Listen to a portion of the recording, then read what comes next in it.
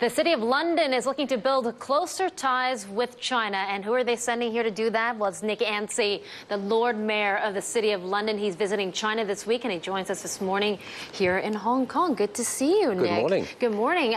We were talking about Portuguese, Irish, and Spanish bonds and Greek bonds just a little bit earlier.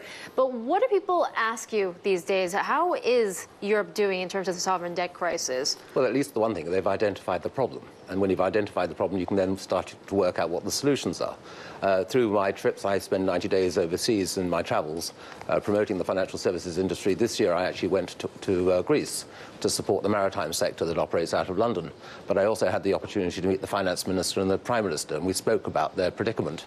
I was very heartened about the very pragmatic steps that they are taking. But they're certainly not out of the woods, but they are coming up with a plan, working very closely with the IMF. They know what they've got to achieve, and they will be making big announcements later on this month. I think things will hit home to the population of Athens and Greece itself when the pay packets start to reduce. Yeah. And that is, social unrest is being forecast. Well, we don't necessarily do that in the United Kingdom, but it certainly has happened. But I think these events, people don't feel alone in Greece anymore with what is going on in Portugal and Spain and the discussions that are taking place.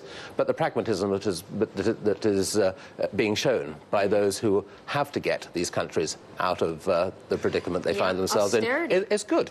Yeah, austerity seems to be the name of the game these days. Nick, what else are people talking to you about? Are you here to talk to the Chinese authorities maybe about the trade surplus that we're seeing? Because China is set to report maybe a $27 billion rise or an expansion of its exports over its imports. And, of course, the RMB is a hot topic these days. Well, I find it remarkable, the progress that has taken place in here in terms of recovery within Hong Kong. The statistics are absolutely staggering. I'm here and we'll be starting off this morning talking at an M&A seminar. That is a current theme. I did that in Shenzhen yesterday on 2 separate occasions.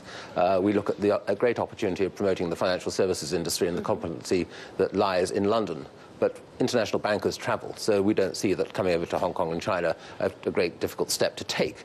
We see this as much of our patch. We work in a global environment. We're not trespassing. The institutions I'm talking about, of course, have representations here in Hong Kong, and I see Bank of America right outside your window.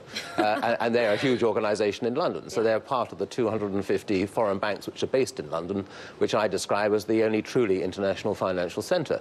So we have a very interesting time. I will be seeing the Chief Executive, the Financial Services Secretary, having discussions with them, listening and learning about the issues, how they're tackling with the regulatory framework and issues that are going forward, Basel III, and the level playing field within regulation, which actually is so important. It was being worked out under the G20 principles. You know, Nick, we have a lot of bankers that live in Hong Kong as well. They're paying maybe 15, 17% taxes. What do you think about the super tax that London implemented last year? I think there's still some bonus caps in London as well. I think 20 to 30% of the cash proponents.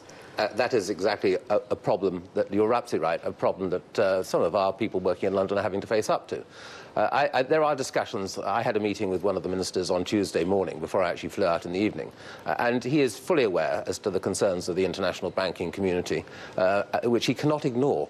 On the basis of economic importance to the UK, financial services accounts for 12.1% of total fiscal revenues, 8.3% of GDP, and that amounts to some £61.4 billion pounds in terms of income. So he has to listen to what the financial services community is saying. They do not want to leave London. London is a fantastic cluster, and that itself is its strength. They do not want to leave London. But we have to work through these problems, and it's problems that people are having everywhere. Yes, there's an attraction, but there's a lifestyle, and people feel comfortable in London. Nick, good to see you. Thank you for dropping by.